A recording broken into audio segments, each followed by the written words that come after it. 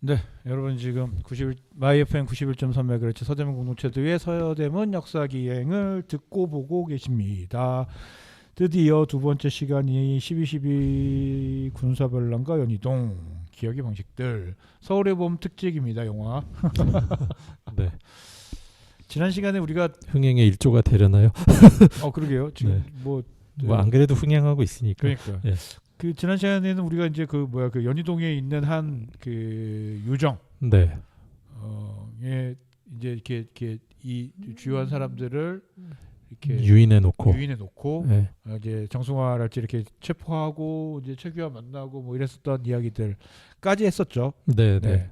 연희동이 이제 그 전두환 노태우가 어찌해서 이제 살게 된 동네이기도 했었고, 이 동네에서 사실은 그 정상적인 군인 가족의 생활이라고 보기에는 조금 의심스러운 그런 이제 자녀들을 비싼 학교에 보낸다든가 아무튼 이런 생활들이 이루어지던 곳이다라는 것.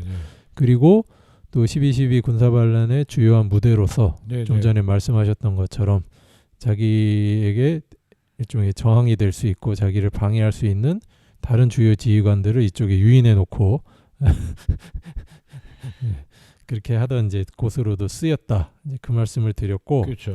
오늘은 이제 그 유인용 만찬과 관련한 장태환 장군의 아주 구체적인 회고, 장태환 장군의 기억 속에서 12월 12일 그날 저녁에 연희동은 어떤 곳이었는가, 그거를 한번 쭉 소개를 드리고, 또 한 가지는 1996년에 그 지난주 오래전 이날 시간에 말씀드렸던 전두환 노태우 재판, 그 판결문에도 이제 이 연희동 이 만찬과 관련한 내용이 나와요. 그렇죠. 그래서 우리 법원에서는 어떤 식으로 이제 우리 말하자면 공적인 우리 그 사회의 기억으로서 이 연희동 만찬을 기록하고 있는가, 그것도 소개해드리고, 그다음에 이제 이 모든 것들을 전두환은 사실이 아니다라고 이야기를 하죠. 그렇죠. 여기는 그냥 그 우국 충정의 뭐로 그렇죠. 그냥 이렇게 했을 뿐이다. 네, 그래서 아무튼 그 전두환의 그런 그 변하지 않은 그 입장은 사실은 얼마나 허구인가라는 이야기로 마무리를 하려고 합니다. 네.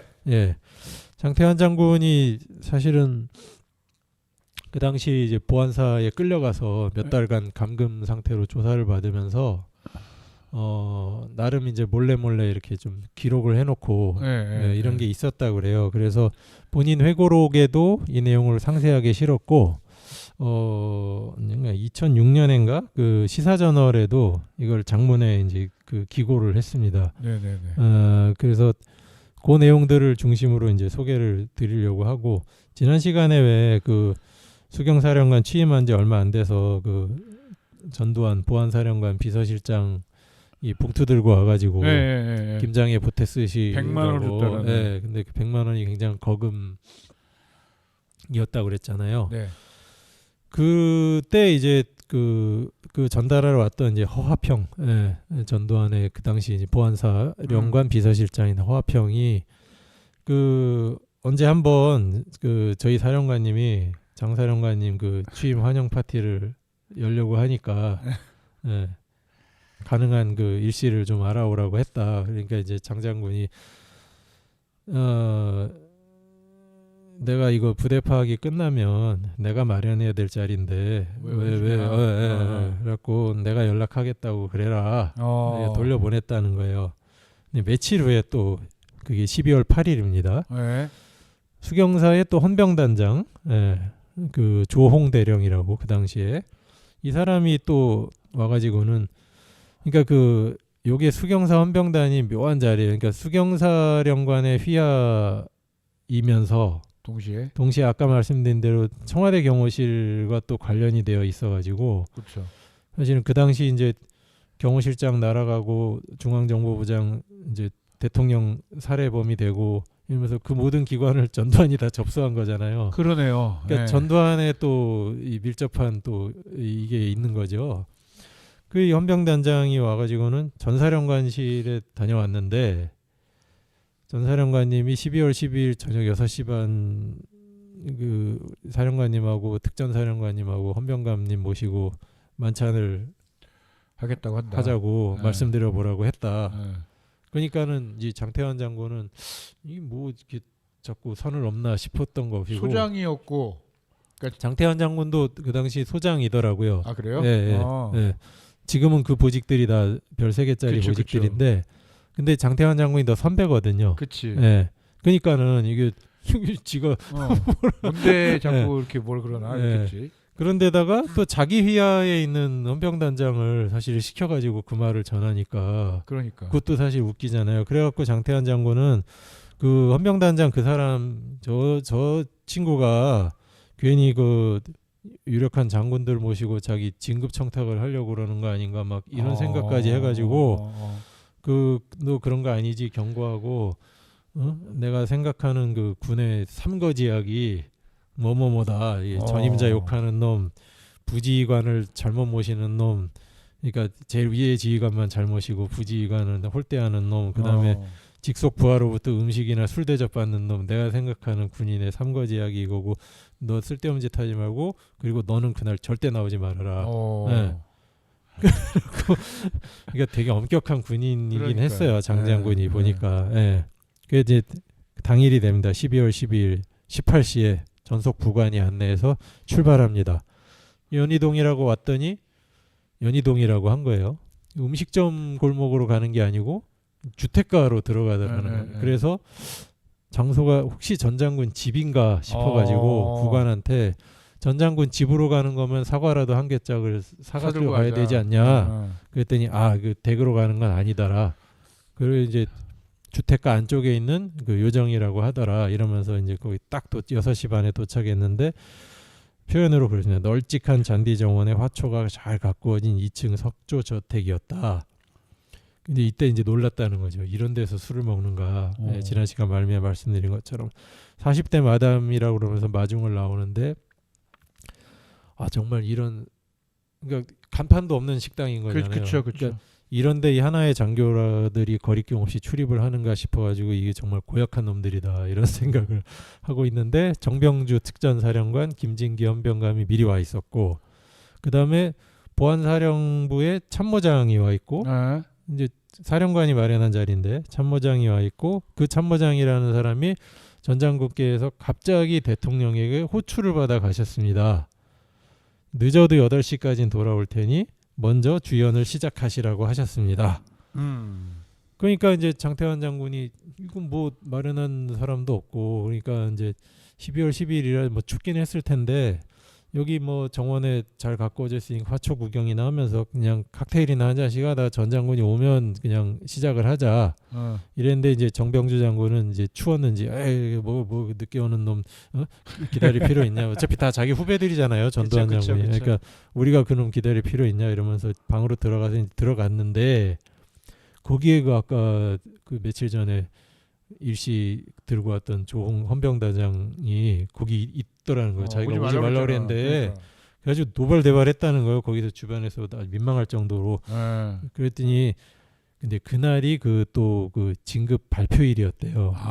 그날 조홍 대령이 승진을 한 거예요. 별을 달게 되었어요. 그러니까 그 이번에 별 달았으니까 같이 축하해주고 이 수경사 헌병단장이 수경사령관 저기 에스코트 하려고 온 거 아니냐 이러면서 이제 다들 왜 그러냐 이래가지고 그러니까 이 사람은 좀 떨떠름한 상태로 저 인간이 내 직속 상관이 절대 그날 오지 말라고 그랬는데 와 있잖아요. 직속상관 말을 안 들은 거죠. 그러니까, 그러니까 그렇죠. 이제 괘씸한 놈 이러면서 이제 앉아 있는데 또 한 번 놀란 게 좌중에 여성들이 배치가 되는데 딱 보기에 그냥 그렇게 이제 술집에서 일하는 사람들 같지 않았다는 거예요. 이게 그 화장도 그렇고 옷차림도 그렇고 그냥 대학생들이거나 아니면은 뭐 혹시 뭐 연예인은 아닌가 이런 생각이 들 정도로 그래서 사실은 아무튼 그 구조나 그런 요정의 그 방식을 뭐 모르니까 근데 이 사람도 굉장히 그런 면에서 좀 당황스럽고 아까 가졌던 그런 이 사람들이 이런 데를 다니는구나 했던 생각에다가 나중에 알았는데 그 40대 마담이라는 분은 전두환이가 가는 곳마다 따라다니는 여인이었다. 이렇게 이제 기록을 해요. 그래서 속으로 이놈의 개새끼들 이런 못된 행실을 하는 놈들을 군대에서 여적 쫓아내지 않고 방치해두나. 근데 이제 정병주 장군이 이제 분위기가 이상하니까 아이 장장군 저기 우리 앞으로 다 같이 단합을 위해서 건배하자 이러면서 이제 그냥 이제 술잔이 이렇게 좀 돌고 그동안 사실 비상시국이었으니까 대통령이 시해되고 그러니까 이제 격조했다 뭐 이런 이제 인사치레를 하고 그러고 있는데 마담이 오더니 그 헌병감 김진기 헌병감에게 귓속말로 뭘 전하고는 헌병감이 급히 나가서 몇 분 있다 들어오더니 심각한 얼굴을 하고는 자기한테 좀 나가 보셔야 되겠다. 그래갖고 나가면서 뭐야 그러니까는 헌병감이 총장님 공간에 무슨 일이 생긴 것 같다. 그러니까 김진기 헌병감은 자기 부대에 자기 갈 곳 연락처를 남겨놓고 왔다라는 거예요. 그 이제 그때 정승화 총장 이제 체포가 그렇죠. 이루어지고 있던 중이고 총격전이 벌어지니까 헌병 쪽에서 이제 정보 수집이 돼갖고 헌병감에게 연락이 간 거죠. 그래서 장장군이 놀라서 서둘러 나가면서 거기 있는 전화기를 가지고 총장 공간에 바로 전화를 넣었다는 거예요. 그랬더니 거기서 누가 받긴 받는데 자기한테 이 대답을 하는 게 아니고 거기서 막 큰 소리 앰뷸런스 막 이런 소리가 막 들리고 그래서 이게 무슨 상황이냐 그런데 대답이 제대로 안 되고 막 정신이 없더라는 거죠. 그래갖고 아이 큰일 났구나 하고 있는데 마침 자기 부관이 또 들어와가지고 밖에서 대기하고 있다 들어와가지고 부대 상황실에서 연락이 왔는데 총장님 공간에서 총격전이 벌어졌다. 그리고 총장님의 생사와 이 총격전이 누구의 소행인지 그 두 가지를 아직도 파악이 안 되고 있다. 그래가지고 그때가 회고록에는 7시 20분이라고 나오고 나중에 시사저널 기고에는 7시 40분이라고 나와요. 그러니까 그때 이제 본인이 방으로 들어가고 자, 이 총장님 공간에 불상사가 생겼다. 빨리 돌아가자 하고 다 이제 나오면서 그때 이제 특전사령관 정병주 장군이 장장군이 이거 어떻게 된 거냐. 근데 그분하고는 오래는 알았는데 이렇게 친한 관계는 아니었대요. 근데 본인이 사실 그때 뭔가 느낌이 이상해서 대뜸 그분을 더 붙잡고 정 선배 오늘 밤 무슨 일이 있어도 나를 배신하지 않을 거죠. 그러니까 이제 그 정병주 사령관이 무슨 소리냐. 생명을 같이 하자. 이랬다는 거예요. 그러고서는 이제 흩어져서 자기 부대로 복귀를 한 겁니다. 그러니까 연희동에 한 1시간 정도, 뭐 7시 20분에 해산했으면 한 50분 정도, 40분이면 1시간 10분 정도 있는 사이에, 그러니까 지난 시간에 그 타임라인을 알려드렸는데 정병주 장군, 저기 정승화 사령관이 이제 7시 좀 넘어서 그 체포가 막 이루어지거든요. 그러니까 그 몇십 분 사이에 이제 연락이 다 되긴 된 거죠. 그렇죠. 그 상태로 이제 부대를 복귀하니까 이제 8시였고 그때부터 상황 파악이 들어가고 이제 이걸 하는데 사실 뭐 결과는 우리가 다 알다시피 아무튼 그렇고요. 그래서 연희동에 그 1시간 정도 붙잡혀 있었던 시간 동안 전두환은 최규하를 찾아가서 협박 아닌 협박을 하고 있었고 그렇지. 그다음에 결체도 떨어지지 않은 상태에서 그 보안사령관의 그 수하들과 그들이 또 그 수경사 헌병단원들을 데리고 육군참모총장을 찾아가서 체포하고 있었고, 그러니까 너무 이게 뭐 흔한 말로 아다리가 맞아 떨어지는 거죠. 이게. 그러면 이제 판결문, 법원 판결문에서는 어떻게 정리하고 있느냐? 그때 이제 전두환은 이제 무기징역 선고를 받았고, 내란죄. 내란. 이게 내란죄죠. 이게. 노태우가 이제 17년을 받았고, 이 법원 판결문에서는 전두환 노태우는 이 1979년 12월 7일경 보안사에서 서로 만나 참모총장 연행조사 문제를 논의한 끝에 그 연행 일자를 12월 12일로 결정하고, 그러니까 12월 7일 날 이미 결정했었다. 그리고 연행 장소를 참모총장 공간으로 택한 게 12월 8일. 구체적인 체포 계획을 수립한 게 12월 9일. 근데 요게 맞다면 그 수경사 헌병단장이 장태환 사령관을 찾아와 갖고 12월 12일 저녁 6시 반에 뵙잡니다 한 게 12월 8일 얘기거든요. 그렇죠. 그러니까 이제 요 계획이 수립되는 과정에서 그러면 요놈들은 어차피 우리 말을 안 들을 놈들이니까 그 다음에 이 사람들의 지휘권이 살아있으면 우리한테 위협이 될 가능성이 많으니까 이 사람들을 구체적으로 어떤 식으로 빼돌릴 것인가 그 구체적인 계획이 선 거고 그래서 법원 판결문에 이제 이렇게 나옵니다. 피고인 전두환은 정승화 총장의 연행에 대응하여 병력을 동원할 가능성이 있는 특전사령관 육군소장 정병주, 수경사령관 육군소장 장태환, 육본 헌병감 육군준장 김진기 등을 수경사 헌병단장 조홍으로 하여금 12월 12일 당일 만찬 초청 명목으로 서울 서대문구 연희동 소재 상호불상 한정식 집에 유인하여 부대 지휘를 사전에 차단하기로 계획하고 위에 따라 위 조홍이 위 장태환 등을 12월 12일 18시 30분경 약속 장소인 위 한정식 집에 오게 하여 그들의 부대 지휘를 사전에 차단하였다. 네. 어떤 법원의 판결로는 작전이었다. 그렇죠. 다 한 거다. 네. 이거는 뭐 되게 뭐 우연적 사고가 아니라 전두환과 노태우가 짜놓은 거였다. 네. 네. 그렇죠. 라고 법원은 판단한 거네요. 법원은 그렇게 이제 결정한 거죠. 네. 그래서 사실 이게 이제 뭐 사실 군 전체로도 이게 다 비극적인 일이지만 그렇죠. 그 헌병 분과 안에서 사실 비극적인 일이었던 게 헌병 가문이 장장군들과 함께 유인되어 있고 그러니까 헌병 병과에서 제일 수장이 헌병감이거든요. 그러니까. 근데 그 아래 제일 이제 헌병감 아래 지금도 제일 실세가 수도방위 사령부 헌병 단장입니다. 그러니까. 왜냐면 여기 그 헌병 병력이 제일 많거든요. 네. 그 헌병 단장은 전두환의 지금 하수인 노릇을 하고 있고. 그러니까 자기 네. 직속 상관의 말을 안 듣고 보안사 사령관의 말을 명령을 듣고 들은 거죠. 어쨌든 헌병 자기 병과 수장 말도 안 듣고 자기가 소속된 수경사 사령관 말도 안 듣고 그러니까. 예, 예, 보안 사령관 말을 듣고 있는 그치, 거고. 그치. 나중에 이제 실제로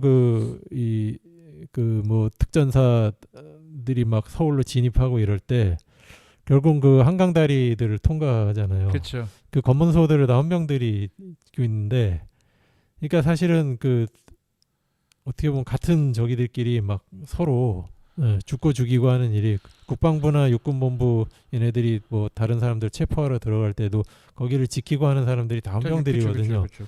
근데 거꾸로 또 수경사 헌병들은 거기 가가지고 막 그 사람들 제압하고 있고 이제 이런 일들이 막 벌어진 거죠. 아무튼 그렇고 잠깐 전체 시간을 모르겠네. 지금 한 5분 정도만 더 가면 돼요. 그래요? 네. 그러면 네. 근데 이제 전두환이 반란 의도가 없었다. 그날 벌어진 일은 다 어떻게 보면 대통령 시해라는 아주 중차대한 사건의 유력한 피의자의 신병을 확보하는 과정에서 거기에 협조하지 않음으로 말미암아 우발적으로 벌어진 총격과 대치 상황이었다. 이게 전두환의 입장이잖아요. 그렇죠. 초지일관. 네. 그렇다면 왜 연희동 만찬이 준비되었었는가? 그렇지. 네, 정승화 사령관의 체포와 그 재가가 갑자기 그 만찬 약속 일정에 처리했어야만 중대한 이유 그 건이었다면 그러니까 연락을 돌려서 오늘 좀 취소하고 나중으로 그치. 일정을 네. 변경해야 되겠습니다. 얼마든지 할 수 있었을 텐데. 그렇죠. 예. 왜 그걸 안 해내고 그대로 연희동 만찬을 진행했는가? 그렇지. 그리고 각하가 호출을 해서 갔다고 전했거든요. 네. 근데 사실 자기가 간 거잖아요. 그러니까 왜 그 시간에 불러놓고 그 시간에 갔는가? 그렇지. 일과 시간에 가지 네. 않고. 그러니까 그렇죠? 그렇게 그렇다면 왜 호출되어 갔다고 또 말을 했는가? 그러니까 그리고 그 모든 과정이 다 뭐 내가 금방 결제받고 오려고 그랬어 다 이해한다 치더라도 그게 다 사실이라고 한다면 왜 그때 수경사 30경비단에 그 일당들이 모여 있었는가? 그러니까 심지어 자기 부대 그 위수 지역까지 다 벗어난 상태로 그 야전 지휘관들이 네. 왜 거기에 모여 앉아 있었는가? 이거 다 설명 안 되는 거죠. 그렇죠. 네.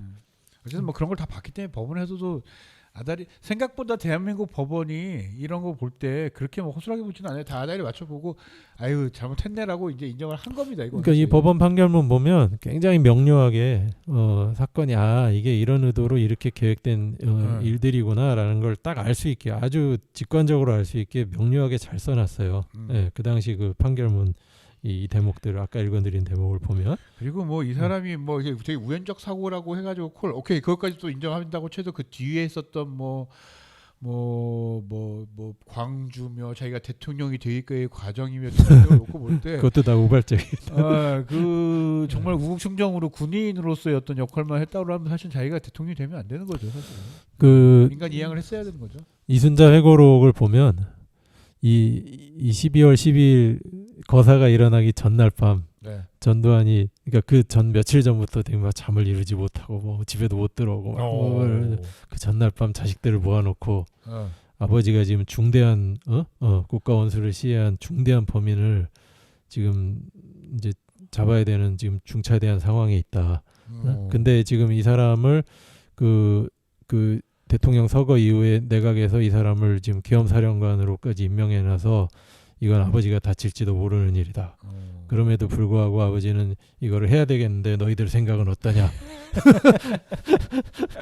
아버지가 역사의 죄인으로 남길 원하느냐? 뭐 거의 비장한 그런 소리를 하고 제일 큰 아들 그 전 제국씨인가요?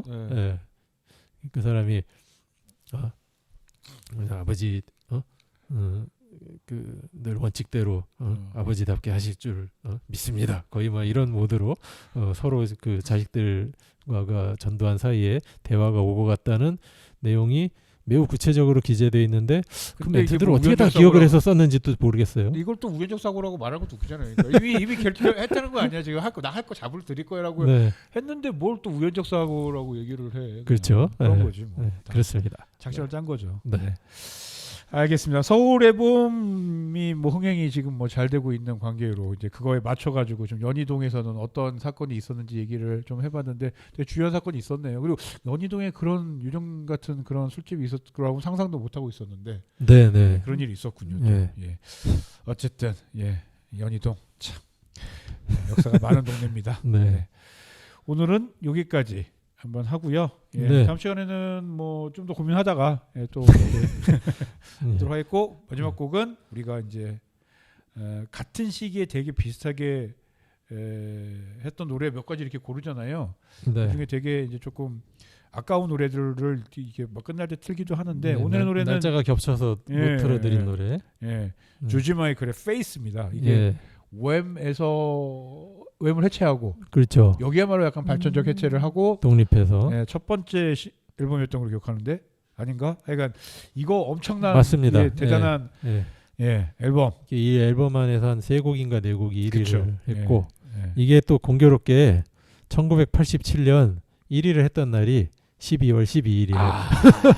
12.12였군요. 네, 12.12 특집으로 조지 마이클의 페이스 들어 보시면서 저희는 인사드리도록 하겠습니다. 지금까지 황원이었고요. 네, 박정수였습니다. 감사합니다. 감사합니다.